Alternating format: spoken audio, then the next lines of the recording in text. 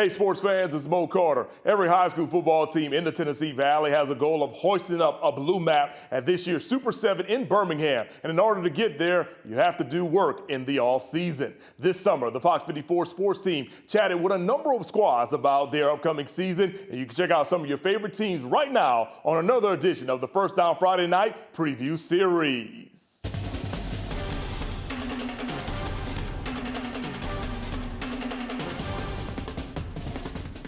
Like you said, I'm Coach Floyd. My 6th year as the head coach. 10th year overall at Cherokee, so I've been there a while. So excited for this year. Great summer workout program happened this year. I think our numbers were better than all the years previous I've been in the head coach. So losing a big senior class like we did last year, I was a little worried about it, but these young guys and the older guys showed up this summer and really had a good summer workout program. You introduce my players here. Right here I have Porter Johnson. He kicks and plays offensive line. Next is Kimmy Fuqua. He plays running back and DB. And then the end down there, Javarian Davis Wu. He plays running back, receiver, and DB.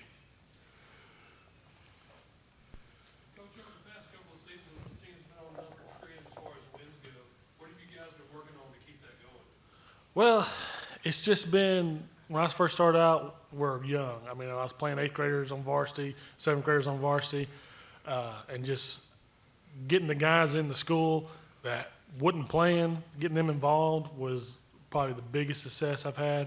I do like to hang my hat that I usually can get anybody in the school to play if I just talk to them and bug them enough. So, and just a summer workout program. I mean, we had summer workouts even before I was the head coach, and when we had the talent, you know, they were going to come and, you know, put the work in. And when we didn't have the talent, you know, it kind of fell off a little bit, and that might have been some of us coaches' faults as well, just because we're trying to figure things out of who we're going to play where. And but man, just getting these kids to play, and we saw a kid that I've been bugging all last year. This morning when we were coming down here, I saw him at the drugstore, and I was like, look, I said, you told me you was going to give me 1 week. You was going to come out and try it.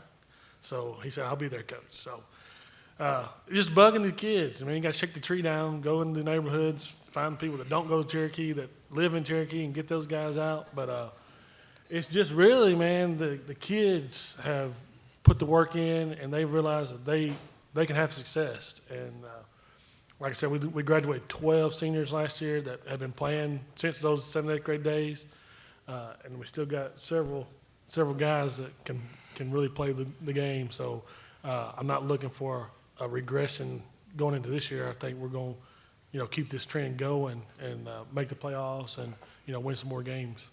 So last year y'all started 5-2. How did that help build y'all season last year? Knowing you had a tough late season stretch, but start 5-2 helped y'all be able to push it. Man, it was great. We had several injuries. I think Porter got hurt the first game against Carver Heights, so he was out pretty much most of the season. And that 5-2 start off was, I mean, we'd like to start off hot, and that was great. I mean, I think the best time we've actually had that good of a record going into that 7th game was probably the 2017 season when we made it to the 3rd round of the playoffs. And we had some injuries.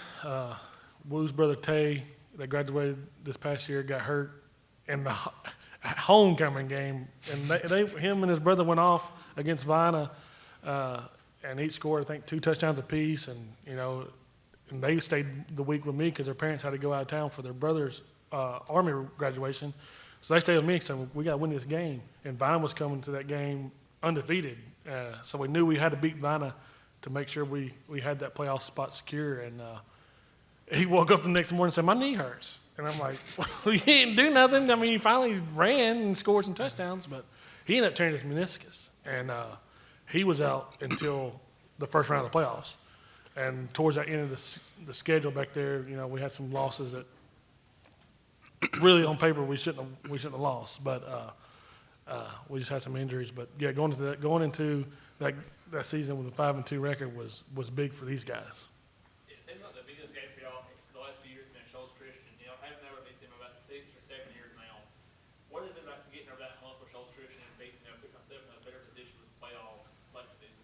I wish I had the answer to that, because last year, I mean, we talked about it at the media day. I said, we got to beat Shoals Christian, because Shoals Christian beat us year 4 and they got to the playoffs, and I knew Shoals wasn't going to be as good as they was in the past year, and had those injuries, and I'll take blame for it, because I think I didn't hype them up as enough.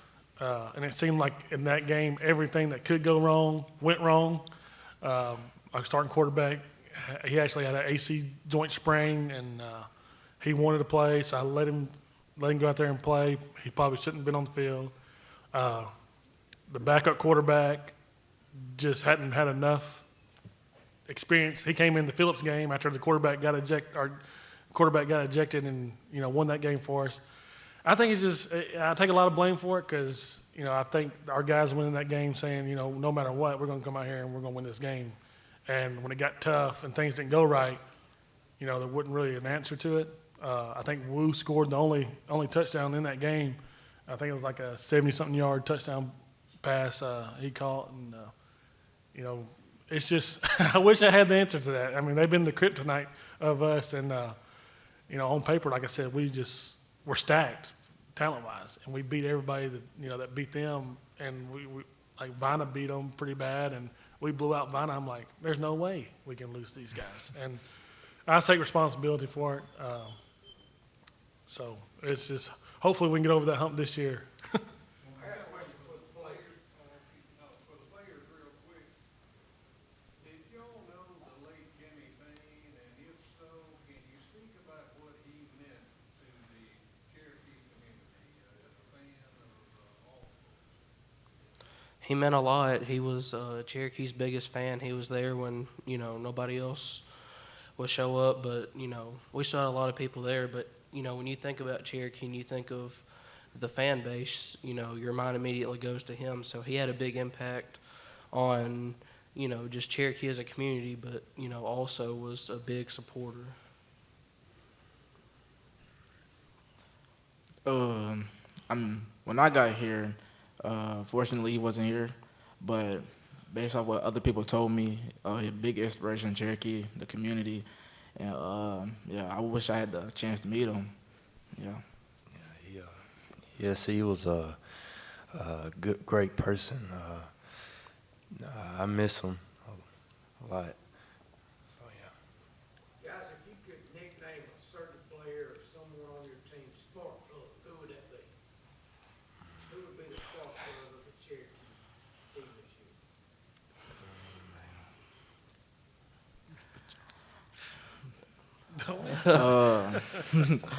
I would probably say Kimby. Last year he didn't play, but when he did play, he did a spectacular job. So I would definitely have to say Kimby. Yeah, I'd probably agree with that too. He's a great runner, and we'll just be practicing, and all I can hear is the wind go by when he's running. So it's going to be great to have him this year. One quick one for the Kimby. Has anyone ever said you resemble a running back that was pretty good by the name of Eric Dickerson? No, sir.